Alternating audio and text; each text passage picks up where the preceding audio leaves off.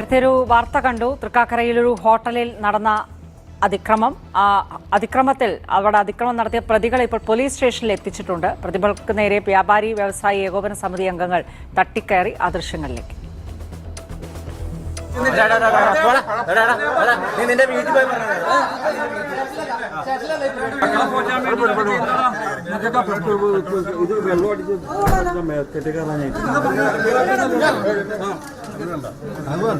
സ്റ്റേഷനിലെ അഭ്യാസം നടക്കരുത്. സംസാരിച്ചോ? ഇല്ലല്ലോ. നിങ്ങളെല്ലാം നടപടി ചെയ്തില്ലേ? പിന്നെ കയ്യൂക്കാണെങ്കിൽ എന്ത് സ്ഥലമാണത്? ഇതെന്ത് സ്ഥലമാണത്? അപ്പൊ ഇവിടെ അതിനൊരു മര്യാദ ഉണ്ട്. പുറത്തേക്ക് ഇറങ്ങി കംപ്ലൈന്റ് തരാൻ സമ്മതിച്ചു. വേറെ കാര്യത്തിനുള്ള കംപ്ലൈന്റ് വാങ്ങിക്കല്ലോ. അതിനുള്ള ഞാനിരിക്കുന്നത്. പക്ഷെ കയ്യേറ്റൊന്നും പാടില്ലല്ലോ.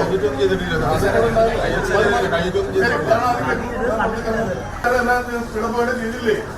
നിങ്ങൾ വേറെ അഭ്യാസം ജെവിൻ ടുട്ടു വാർത്തയുടെ വിവരങ്ങളുമായി നമുക്കൊപ്പം ചേരുന്നുണ്ട്. ജെവിൻ, 3 അംഗ സംഘമാണ് ആക്രമണം നടത്തിയത്. ഇവരെല്ലാവരും ഇപ്പോൾ പിടിയിലായിട്ടുണ്ടോ? ഇപ്പോൾ എന്താണ് ഈ വ്യാപാരി വ്യവസായ ഏകോപന സമിതി സ്റ്റേഷനിൽ ചെന്നുള്ള ഈ പ്രതിഷേധത്തിന്റെ കാരണം?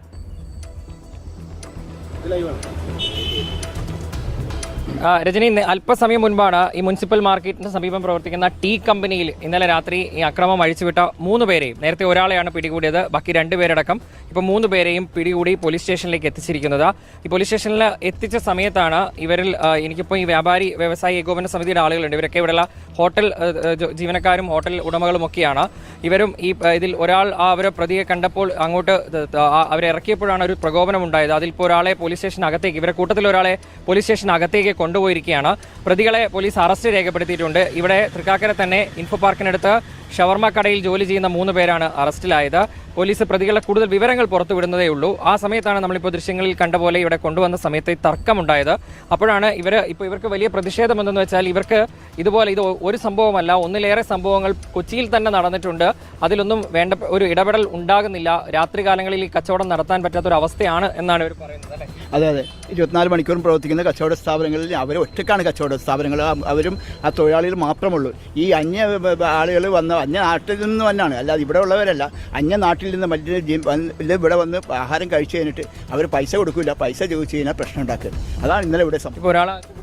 ഇത് വളരെ ശക്തമായ പ്രതിഷേധം തന്നെയാണ്. കാരണം കഴിഞ്ഞ ദിവസം രാത്രി അതായത് മാന്യമായിട്ട് കച്ചവടം ചെയ്യുന്ന കച്ചവടക്കാരെ പൈസ ചോദിച്ചതിൻ്റെ പേരിലാണ് 3 പേര് ആക്രമിച്ചത്. അവരെ സ്റ്റേഷനിലേക്ക് കൊണ്ടുവന്നു. സംസ്ഥാന യൂത്തിൻ്റെ വർക്കിംഗ് പ്രസിഡന്റാണ് ഇന്ന് പരാതിയുമായിട്ട് സ്റ്റേഷനിൽ വന്നത്. അദ്ദേഹം ഇറങ്ങി വരുന്ന അവരോട് ഒരു കാര്യമേ ചോദിച്ചിട്ടുള്ളൂ, മാന്യമായി കച്ചവടം ചെയ്യുന്നവർ നീ തല്ലോടാ എന്നൊരു ചോദ്യം ചോദിച്ചതിനാണ് പോലീസ് ഇന്നിപ്പോൾ അദ്ദേഹത്തെ പിടിച്ചിരുത്തിയിരിക്കുന്നത്. ഇത് ശക്തമായ പ്രതിഷേധത്തിലേക്ക് പോകും. കാരണം ഞങ്ങളുടെ അക്രമവും കാര്യങ്ങളൊന്നും കാണിക്കുന്നില്ല. ഈ സംസ്ഥാനത്ത് ഏറ്റവും വലിയൊരു സംഘടനയാണ് വ്യാപാരി വ്യവസായ ഏകോപന സമിതി. ആ സംഘടനയിലെ ഒരു നേതാവിനെ നീ കച്ചവടം ചെയ്യുന്നവർ ആക്രമിക്കുമോ എന്ന് ചോദിച്ചതിനാണ് പിടിച്ചു നിർത്തിയിരിക്കുന്നത്. ഇത് ഒരു ന്യായമായ ഇതല്ല. ഇത് ഞങ്ങൾ അംഗീകരിക്കില്ല. പ്രതിഷേധമുണ്ടാവും. ഇവരുടെ പ്രതിഷേധം എന്തായാലും ഉണ്ടാകും. രജനി, ഇതിലെ പ്രധാനപ്പെട്ട പ്രശ്നം ഇത് തന്നെയാണ്. മാന്യമായിട്ട് കച്ചവടം നടത്താൻ, സമാധാനപൂർവ്വമായിട്ട് കച്ചവടം നടത്താൻ ഇവർക്ക് പറ്റുന്നില്ല. ആ സ്ഥിതിയാണ് എറണാകുളത്ത് അടക്കം പല സ്ഥലങ്ങളിലും എന്ന് പറയുന്നു. ഇപ്പോൾ എന്തായാലും 3 പ്രതികളെ അകത്തേക്ക് കൊണ്ടുപോയിട്ടുണ്ട്. അവരുടെ പേര് വിവരങ്ങൾ അല്പസമയത്തിനുള്ളിൽ തന്നെ പുറത്തേക്ക് വരും. ഒപ്പം തന്നെ ഇതിൽ പോലീസ് ആശുപത്രിയിൽ കിടക്കുന്ന ഈ പരിക്കേറ്റ ഹോട്ടൽ ഉടമയുടെയും ഇതര സംസ്ഥാന തൊഴിലാളിയും നമുക്ക് മൊഴിയും എടുത്തിട്ടുണ്ട്. എന്തായാലും ശക്തമായ നടപടി ഉണ്ടാകുമെന്ന് തന്നെയാണ് തൃക്കാക്കര പോലീസ് വ്യക്തമാക്കുന്നത്.